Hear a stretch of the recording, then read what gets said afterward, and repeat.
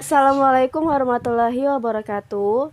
Perkenalkan, nama saya Andini Putri Muhammad Nur. Saya adalah salah satu peserta magang di Bimba AIO 2FA, gelombang ke-20. Saya akan menjawab pertanyaan di tugas di luar sekolah, di luar kelas yang kedua. Langsung saja yang pertama, yaitu tentang individual system. Apa pengertian individual system? Individual system adalah proses belajar yang subjeknya adalah anak itu sendiri. Jadi di sini kita harus memiliki pendekatan kepada anak itu, kepada murid, agar kita dapat memahami, agar kita dapat mengerti apa yang mereka inginkan, apa yang mereka mau. Kemudian dengan begitu kita dapat melakukan pembelajaran sesuai dengan apa yang mereka inginkan atau apa yang mereka mau. Nah, yang kedua, mengapa pendekatan yang dilakukan harus individual system? Karena kita tidak bisa menggunakan classical system atau pendekatan yang klasik, yaitu seperti memberikan pembelajaran hanya memberikan bahan ajar saja, hanya memberikan materinya saja, lalu mereka disuruh menghafal dan lain sebagainya. Kita harus benar-benar mengetahui apa yang mereka inginkan, apa yang ada di hati mereka, apa yang ada di pikiran mereka. Dengan begitu kita dapat memilah atau memilih bagaimana caranya agar pembelajaran sesuai dengan apa yang mereka inginkan, seperti itu. Kemudian yang ketiga, apa tujuan yang ingin dicapai dalam melakukan pendekatan secara individual system? Nah, ini juga merujuk kepada small step system. Jadi dengan kita melakukan individual system, pendekatan kepada mereka, kita bisa melakukan small step system atau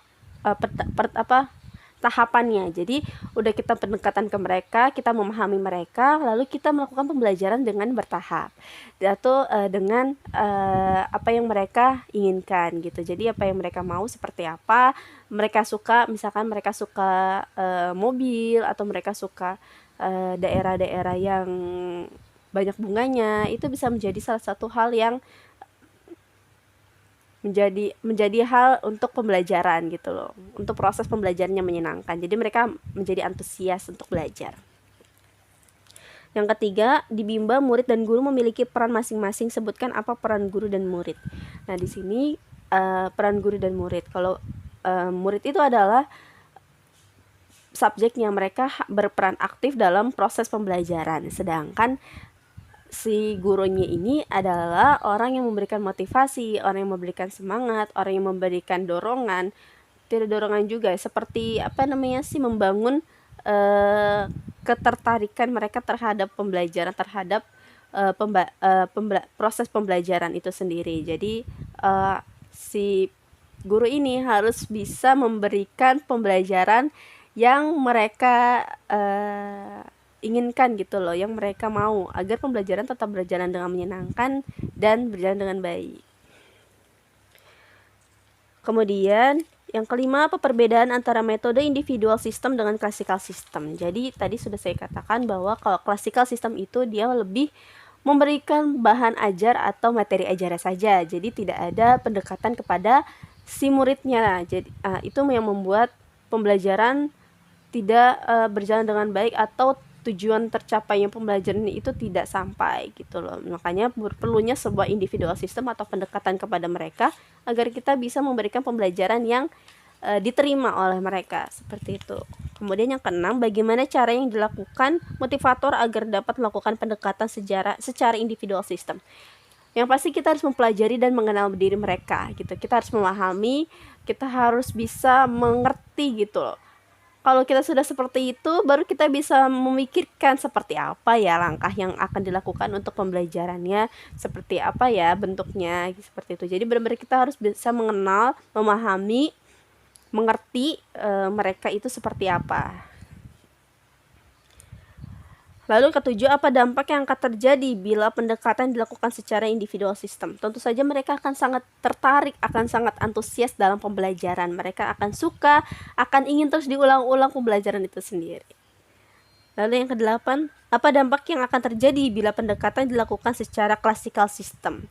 tadi ya, kalau classical system itu dia lebih memberikan materi ajar atau bahan ajarnya saja. Ini akan membuat mereka menjadi bosan, ini akan membuat mereka tidak fokus dalam pembelajaran dan mereka akan malas gitu. Jadi mereka tidak ingin belajar seperti itu, tidak ada tertarikan dalam pembelajaran yang hanya diberikan ini, hafalin ini, baca ini gitu. Jadi tidak ada ketertarikan antara si anak dengan pembelajaran itu sendiri. Nah, langsung saja ke yang kedua, ada variation skill. Nah, di sini yang pertama, apa pengertian dari variation skill? Jadi di sini variation skill adalah kemampuan seorang motivator untuk memvariasikan mode pembelajarannya seperti apa. Jadi ada aspek belajar dengan kegiatan yang seperti apa gitu loh. Jadi benar-benar motivator harus memberikan variasi pembelajaran yang membuat mereka menjadi tertarik dan penasaran. Lalu yang kedua, mengapa kegiatan belajar harus divariasikan gitu? Tentu saja karena anak ini mempunyai konsentrasi yang kecil gitu loh. Maksudnya konsentrasinya tidak bisa lama, hanya sebentar gitu. Maka dari itu, ketika kita sudah memberikan aspek pembelajaran yang seperti ini, kita harus menggantinya setiap berapa menit atau mungkin besoknya ganti lagi gitu loh.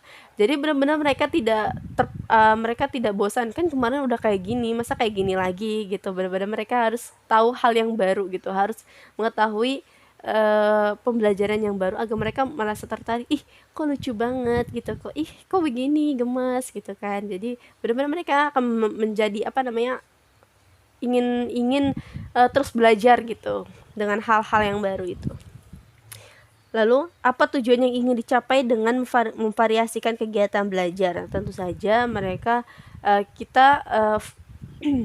kita ingin anak itu memahami apa yang kita berikan gitu.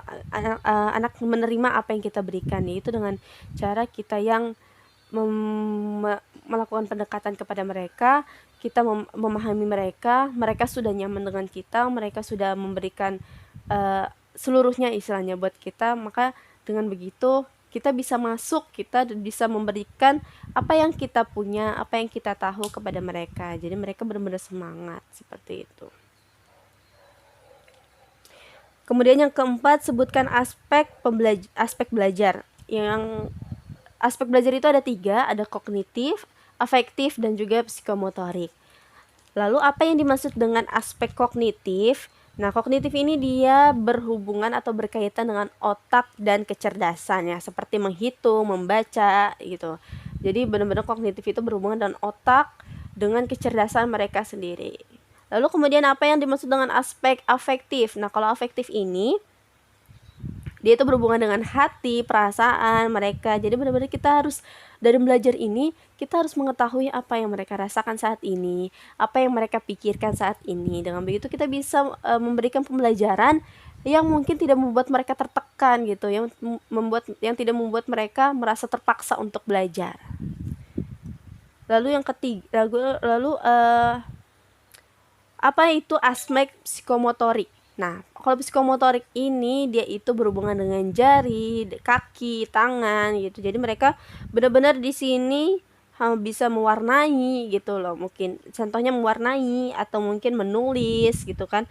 Atau mungkin dia kalau misalkan itu kan mewarnai, menulis itu kan halus ya. Kalau yang kasarnya itu seperti melempar, menangkap, seperti itu. Lalu yang ke-8, bagaimana cara motivator memvariasikan kegiatan belajar dengan aspek belajar.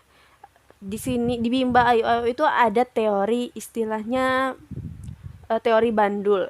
Jadi yang kita tahu bandul itu kalau misalkan kita goyangkan gitu, kita gerakan, itu pasti dia ke kanan, ke tengah, ke kiri, ke tengah, ke kanan. Jadi benar-benar dari filosofis teori bandul ini kita bisa lihat bahwa yang ke tengah itu adalah kegiatan utamanya, sedangkan yang ke kanan ke kirinya itu adalah selingannya. Jadi benar-benar pembelajaran itu walaupun ada selingan di kanan kirinya tetap akan kembali ke kegiatan utamanya itu. Jadi benar-benar pembelajaran itu walaupun ke kanan ke kiri atau ada selingannya yang membuat mereka menjadi menyenangkan dan lain sebagainya, tapi tetap ada tujuan utamanya atau kegiatan utama yang diberikan di pembelajaran itu. Lalu yang ketiga ada psikologi pendidikan. Nah, di sini ada yang pertama tentang the law of effect. Nah, di sini hukum akibat. Apa yang dimaksud dengan hukum akibat ini? Yaitu kegiatan yang menyenangkan akibatnya akan diulang. Jadi maksudnya ketika kita membuat pembelajaran yang menyenangkan, mereka akan minta lagi gitu, minta lagi kak mau lagi, ibu mau lagi bu gitu kan, mau lagi gitu kan, mau belajar kayak gitu lagi gitu. Jadi mereka akan semangat gitu, akan ingin melakukannya seperti itu. Lalu yang kedua, apa yang dimaksud dengan the law of exercise, hukum latihan? Kegiatan yang terus diulang maka akan berdampak pada mampu. Ketika tadi the law of effect itu mereka melakukan minta pengulangan dan lain sebagainya. Nah, kalau di the law of exercise ini mereka akan terlihat mampu gitu loh. Minta diulang, akhirnya mereka bisa, akhirnya mereka mampu. Itu seperti yang contoh kan mi gitu. Itu seperti itu. Kemudian yang ketiga ada the law of readiness gitu. Jadi hukum kesiapan. Di sini seorang semakin mampu maka semakin siap dan terampil. Jadi ketika tadi ya berurutan gitu. Jadi ketika mereka udah mampu, udah memahami gitu kan, lalu mereka akan meningkatkan gitu, akan terampil dalam membacanya gitu. Contoh membacanya ya, misalkan mereka membaca, kak ini lucu gitu kan, ada kupu-kupunya gitu, kupu-kupu gitu kan.